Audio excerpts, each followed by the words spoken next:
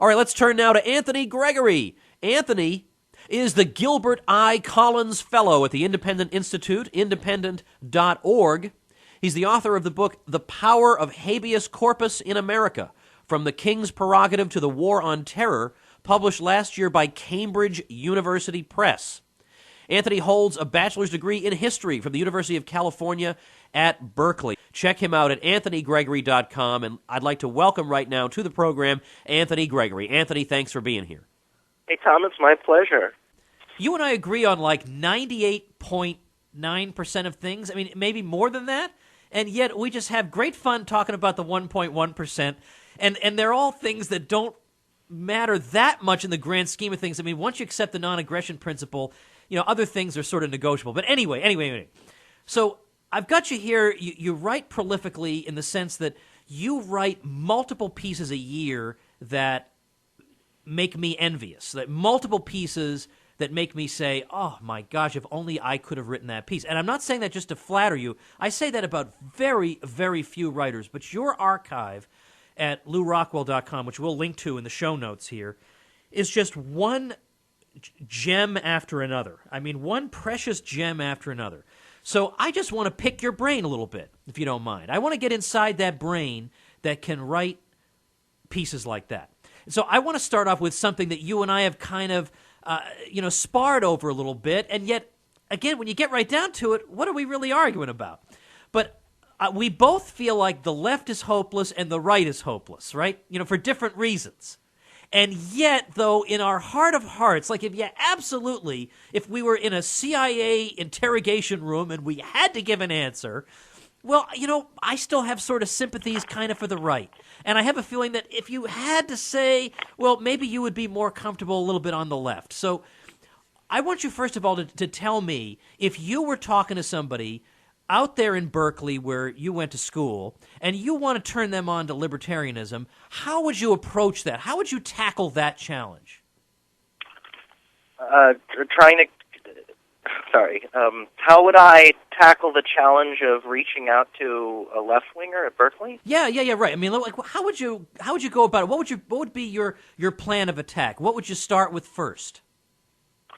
Well, I think that there's a lot of agreement. Walter Block often points out that if you were to divide issues, and this is somewhat artificial, into the three categories of economic liberties and personal or civil liberties and foreign policy, he points out that it's interesting that in two of those three cases, we, superficially at least, seem to have more in common with the left, and yet, historically, the libertarian movement has been more allied with the right. And I don't know what he draws from this in terms of conclusions. I think it's actually significant. I think that on a lot of the most important issues, I feel like my instincts, we're talking not about the deepest theory or application in all areas of human life, but a lot of the instincts, I feel, there's more of a camaraderie between the left and libertarians. And one way that I put this recently was, most good people agree that violent crime and actual crimes against person and property are significant. And yet, if you look at government crime, if you look at the ones that conservatives are weaker on, they're the worst crimes. Murder, torture, kidnapping, rape. These are things that conservatives' beloved institutions, like the military and the prison system, tend to be more overtly involved in. And the best that I think we can say is that the left might be worse on theft and fraud. Now, I know this is a very superficial introduction, and I didn't quite answer your question of how I would approach the leftist. I think it depends on what the leftist and I share in common, and there's a lot of it's easy for me to talk to leftists. Maybe it's just because I've been used to it, living in the Bay Area my whole life and going to Berkeley, but I don't see it as a challenge. Of course, I'm also used to talking to conservatives too, so it's often pretty easy for me to find some common ground somewhere.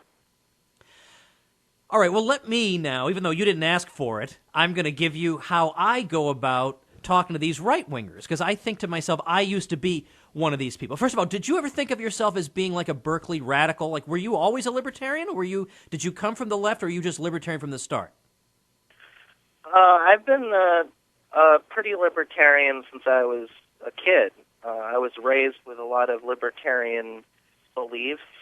I saw myself as kind of a conservative libertarian, but I was always, for legalizing drugs, and I didn't like wars and stuff like that. But I was never really. I've probably become more and more left-leaning as the years went on after I was in college. Actually, it was just watching the Bush administration and the craven way that conservatives sucked up to what I think was the worst administration in my lifetime, that completely dislodged any attachment I had to conservatism.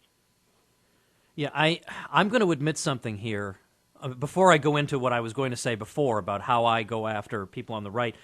I'm going to admit that in the year 2000, I was sitting in a bar with John Carney, he was at CNBC, and now I think he just took a job with the Wall Street Journal. I want our people at these institutions. The more of our people there are, the better. And we're sitting in a bar in Manhattan. We're watching the election returns come in. And everybody else in the bar is rooting for Gore. And they're all cheering every time a state turns red or whatever on the screen. And we went into this thing having no dog in this hunt at all. Couldn't care less which one of these jerks wins. By the end of the night, I was so disgusted with the people in the bar. We were cheering like savages for Bush. I just can't believe I didn't vote for him, I'm happy to say. I never voted for him, or I never voted for anybody with the last name of Bush. But my gosh, am I mortified. But you know what? I want to share this with people because I don't want to give the impression that, look, I'm just always right, and everybody who disagrees with me is a stupid head, and I should talk down to him. I always go out of my way not to talk down to people. I don't always succeed. Nobody's perfect. But because I think to myself, look, just 14 years ago, I was so stupid that even though I saw the world pretty clearly, I was still actually vocally cheering for George Bush. All right, so here's how I go after them, though. I say, what do conservatives believe in, if not stability, prudence, and moral absolutes? And then I apply that to the military, and I apply that to the foreign policy. And I say, well, this Jacobin foreign policy has not given any stability to anybody. It's obviously not prudent. Oh, gee, I don't know, let's just attack Iraq. I bet there won't be any long-term consequences that we'll regret from that. And moral absolutes, well, for heaven's sake, consider the possibility that, imagine if these policies were carried out on us. Or I say, and this worked, remember that Nullify Now speech in Los Angeles? I've had a lot of people say that speech made them think. Because I said, look, you people are better than this. Just treating these Iraqis like garbage, or just anonymous nobodies you can just starve and torture and not care about. What? If the left acted this way, or the Soviet Union acted this way towards some people, we'd never hear the end of it from you people. Whatever happened to moral absolutes? And then also think about Bill Kaufman. When Bill Kaufman talks about the costs of empire, he's talking about the costs on local communities, on flesh and blood relationships, on the things that conservatives are supposed to value, hearth and home, and how those things are perverted by the empire. And then when we get to controversial things like drugs, which I would bring up last because that's going to be the hardest thing, that's harder than foreign policy, I think, I say, look, the left are the people that you criticize for being utopians. But what's more utopian than saying that something a whole lot of people are going to demand and that the market is providing can actually be stopped by governments, the clumsiest institution in the world, and that you really think the most humane way to deal with drug abuse is prison rape? Like, you can't think of a more humane alternative than that? And plus, of course, it gives the government all this power over searching your home, over your finances, over privacy. It yields all these negative outcomes, and you don't even succeed at it anyway. Why would you think if the government can't succeed against poverty, it can't succeed against this and that, why would it succeed here? This is something for families to take care of one at a time. You can't stamp out all the sin in the world. That's the sort of thing you accuse the left of trying to do. You're supposed to be conservatives. I try and do that.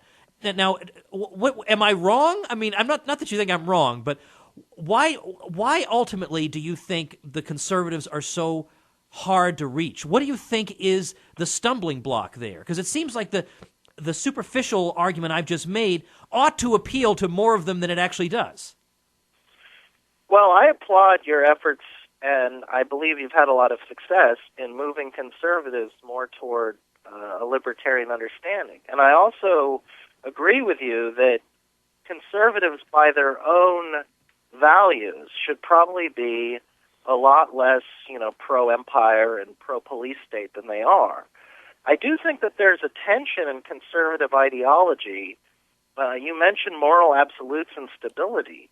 I think there's a tension that's there. I think that even this kind of Burkean conservatism isn't really about moral absolutes. I think that it has a propensity toward clinging toward institutions as they've existed, toward maintaining social power relations and hierarchies. And I think that the natural course is for some of those social hierarchies and relations to exist more or less naturally, but a lot of them require constant propping up by state violence. And so, if it were the 1920s, the conservative position on drugs would be we better keep alcohol illegal and make sure the government never banned marijuana, because that happened to be the combination of drug laws that existed in the 1920s. Ah, yeah. Status quo. Okay, good. I like that. So we have this government that we live under in the United States, focusing on the United States, that I actually would agree with you that the progressives and the Democratic Party and the ideology underlying the Democratic Party have probably had more to do with constructing in the last century or so than the conservative reaction against it. And so we're still living under that progressive framework, but the conservatism has seemed to me to mostly taken to attempting to preserve that progressive structure as it's been constructed, and as well as just having some kind of terrible other views that are even worse than the progressive establishment. I mean, I think that conservatism itself is flawed. Now, if you're talking about Bill Kaufman style conservatism, I don't think that's the greatest enemy of freedom or decency at all. But what's interesting to me when I'm talking to conservative-leaning libertarians and they want to tell me about all the great conservatives there are, they mention about 5 or 6 people, I have half those people on my speed dial. I mean, I know. I used to joke with Jack Hunter about this. Who are the real conservatives? There are like 8 of them. Yeah. So Jack Hunter, exactly. I mean, I know. How many of these great conservatives that I haven't personally chatted with on Facebook in the last week are there?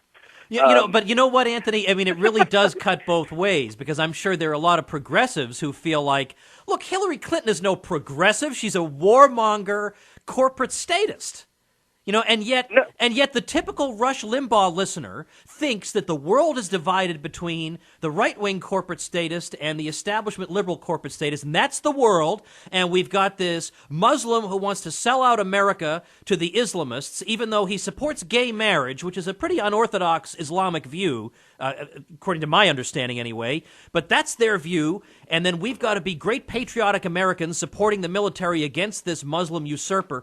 What do you even do? I mean, all you can do is just be grateful that the demographics are changing and that in 20 years it might be possible to get some more sense out there into the mainstream.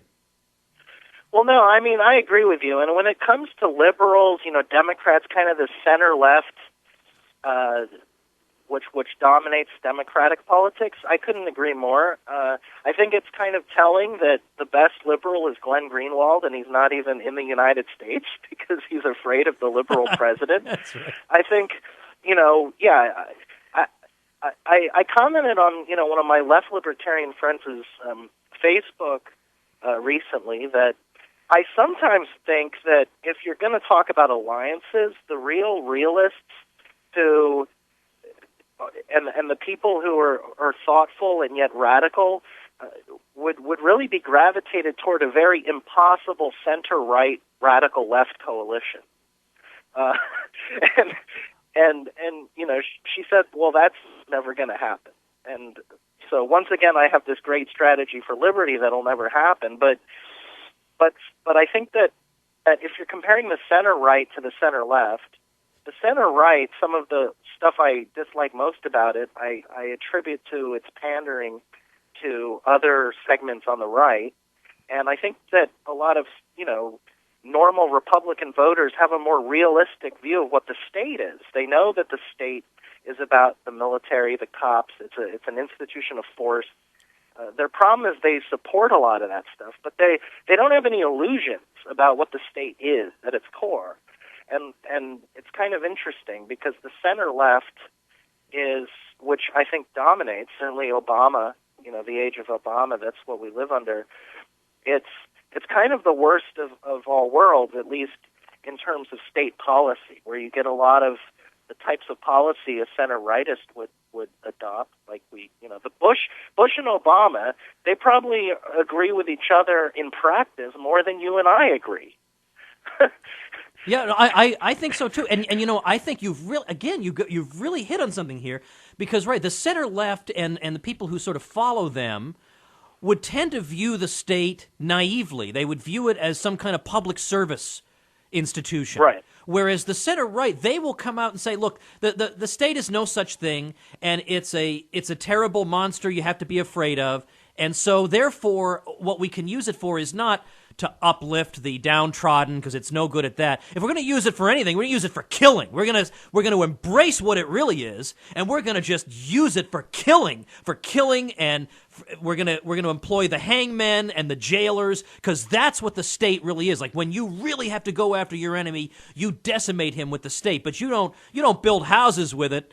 You don't give people health care with it. You use it as, you know, you're a killer. So I mean, like, I feel like, well, you know, I don't like that view at pretty much any level, and I don't like the left sort of view either. I'd rather just say, here's the nature of the state. That's why we have to think of different ways of living, not embrace any aspect of it, but re-examine any unexamined assumptions in our lives that have bought into the image of the state as helping us in any way, either through uplift or through bashing people over the head.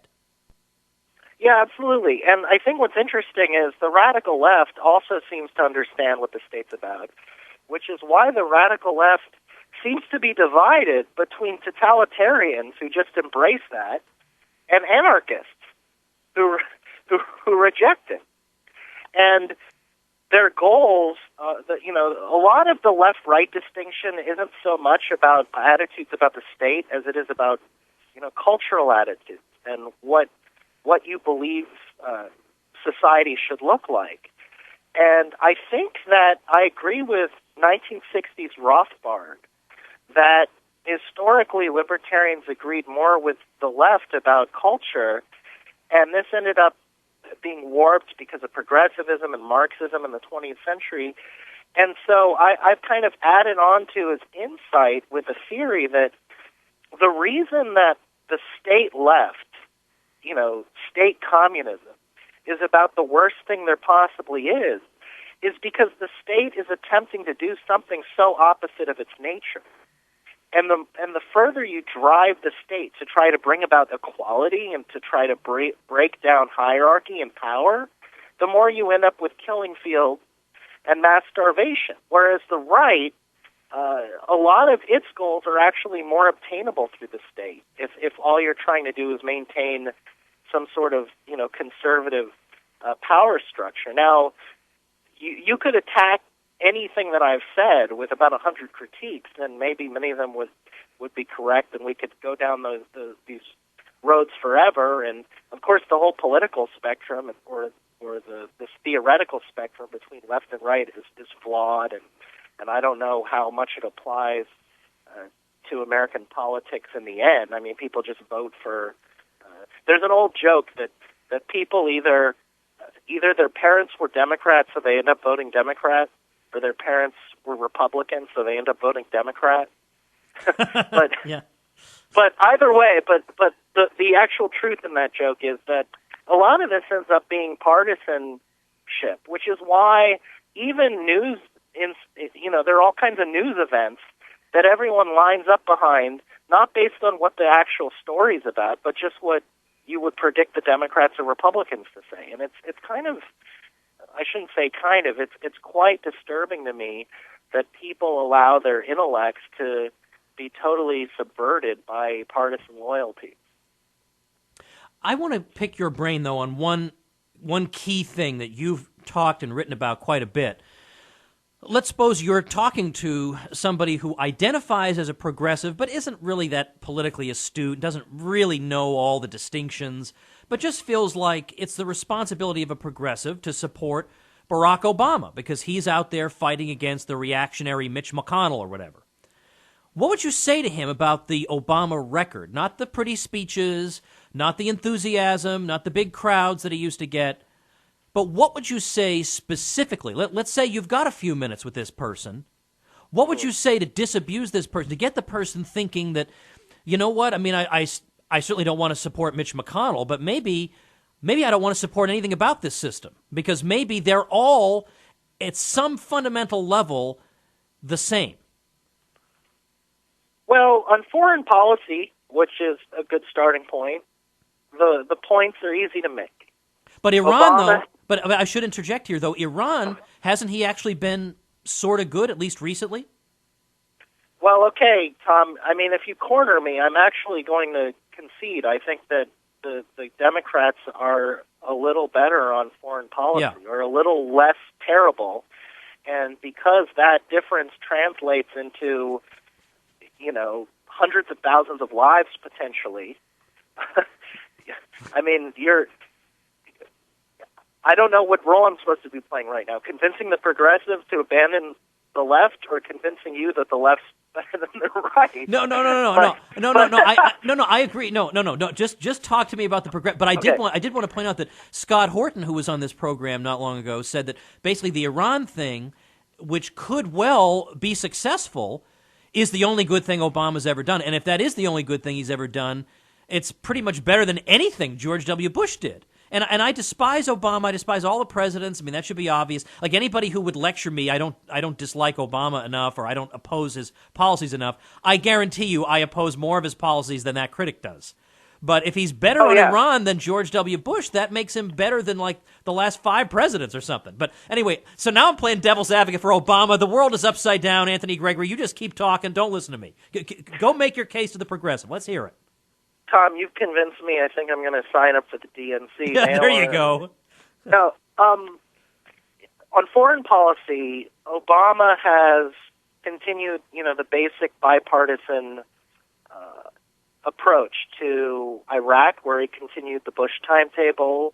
He tripled the number of troops in Afghanistan. And, now he's getting credit for drawing it back down, but he never had to do that escalation in the first place. On civil liberties, you could make a case he's worse than Bush. He's at least in that same ballpark. He's advanced this doctrine of the presidential kill list. Detention policy has been a disaster in Guantanamo, which is still open. 4 years after he promised it would be closed, it's open. His administration's actively worked to solidify these really troubling doctrines in American law and practice concerning detention policy.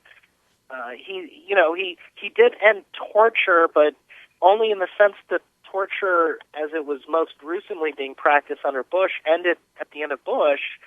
And in fact, in terms of the actual treatment of prisoners at Guantanamo and elsewhere, there have been reports that things have gotten worse. On immigration, deportations have risen under Obama. On surveillance, I don't think I even have to make the point that Obama has broken promise after promise when it comes to privacy and the Fourth Amendment. And then if you move on to economics, the crown jewel of the Obama administration's domestic policy was a program that he basically lifted from Republicans.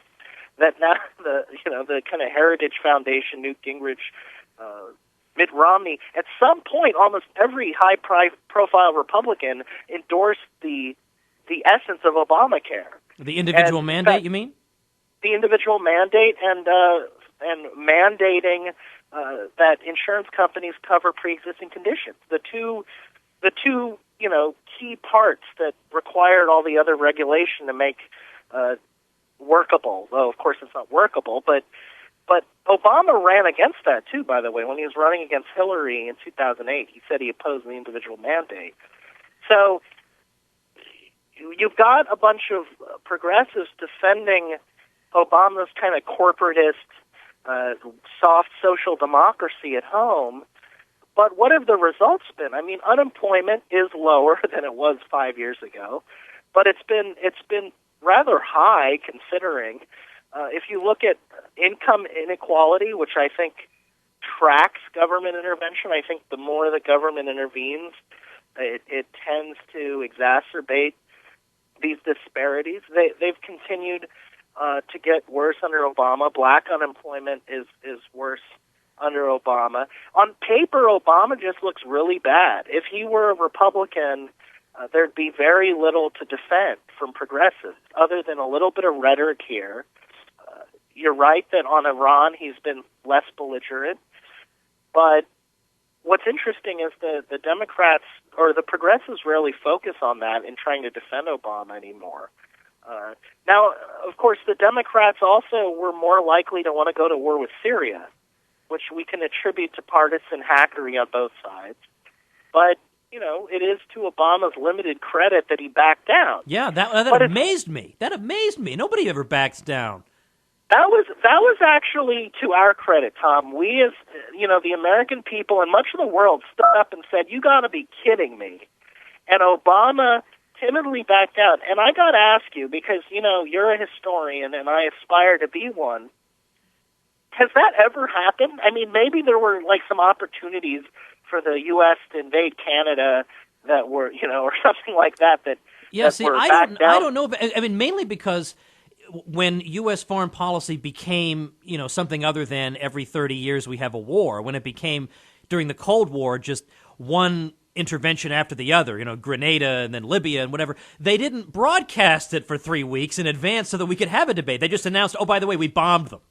So there was no opportunity really to organize opposition in the first place. But yeah, I mean, the pattern certainly has been that there's some belligerent rhetoric that comes from the U.S., and it always winds up with some kind of airstrike or something. It seems just so anomalous, this particular case, and I can't figure out why the conservatives, all of a sudden, the non-McCain conservatives, were against this. Like, if they were against this, why weren't they against half a dozen other things that were exactly like this? I don't know, and I don't care, as long as they took the right position on this, at least.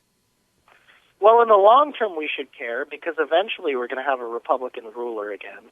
And it seems clear to me that a lot of the anti-Obama reaction on the right is partisan.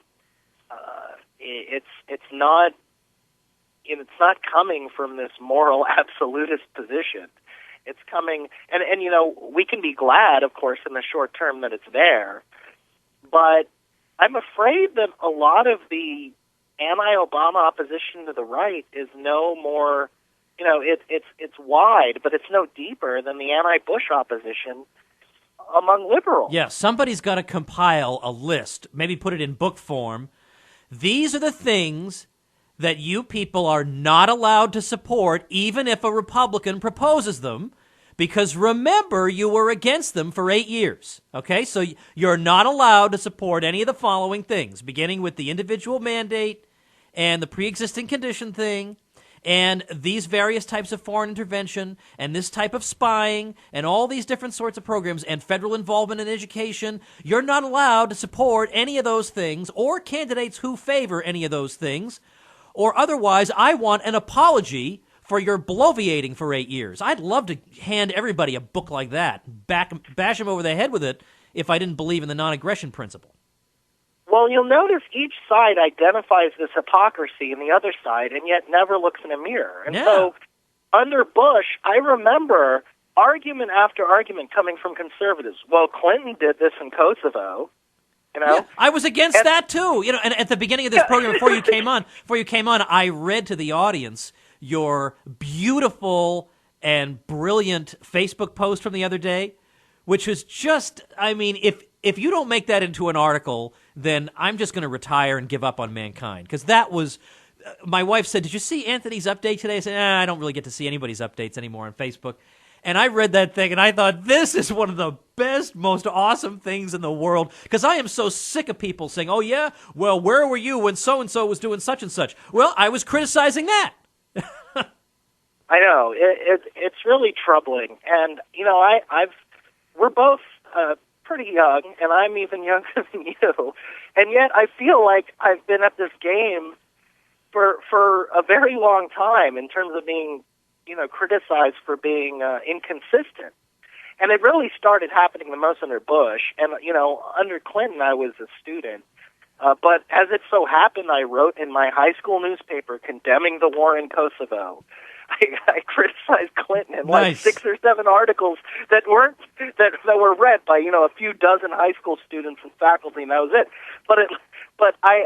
And of course, people have a right to change their mind as long as they have the right position. But the number of times I've been criticized for turning a blind eye to some various some random government injustice, and in fact, I was talking about a number of different things in that post. One was the partisan stuff, and the other was just talking about, you know, horrible dictators committing mass murder. And, right. And I just noticed that I get it's the rudeness that bothers me when someone says, "Aha, you know, you don't even know that Stalin did this." Yeah. And, how do you know that? Yeah, how do you know that? Not only do I know it, I've written about it, and I've read more than, like, you'll read in 3 lifetimes about it. Yeah, and I don't want to be too presumptious back at them, but no, that's true. That's true, but it tends to be. But I'm just shocked by you know, I don't want to get, you know, it's dangerous because I don't want to start taking for granted that people know what I know, but it's just amazing to me that I get criticized for, you know, not being aware that, you know, Bush bombed Iraq or something. Yeah, I know. It's like I've lost hundreds and hundreds of hours of sleep because of that. And is that enough sacrifice given the injustice? Probably not, but and, you know, it's not something I take lightly. And there are search engines that you can just type in Anthony Gregory and then whatever conflict it is and find out what you've done. Like, it would take 2 seconds out of somebody's time to figure this all out. All right, I want to wrap things up here because I'd love to keep on talking, but then, you know, I don't want to go into the next show that we do together. We'll have that, do another show another time. But I appreciate this. I mean, I like occasionally, like sometimes I do a super specific show, like a show on the shutting off the water at the NSA facility in Utah sort of thing. Like I like that. And then I like a sort of stream of consciousness show where I bring on somebody I respect and we just talk about things and see where they take us. So I enjoyed this. I hope you did, and I hope the listeners do. I hope people will check you out at anthonygregory.com, and I hope we can have you back again sometime. Wonderful. And I'd be remiss not to say that a lot of my writing is, of course, at independent.org, too. Oh, of course, the Independent Institute, yeah, right, which I also told people about at the beginning, but we've had such stimulating conversation, they might have forgotten the details, so I do want to make sure people know. The Independent Institute is one of the handful of organizations that you can sort of really rely on to be giving you the plumb line on things. So, all right, thanks again, Anthony, I appreciate it. Thank you, Tom. All right, that's the program for today, everybody. Make sure you are a subscriber of this program for free over at iTunes or Stitcher. You can see easy links to get to those places to subscribe over at TomWoodsRadio.com. See you tomorrow. Thanks for listening. The Tom Woods Show.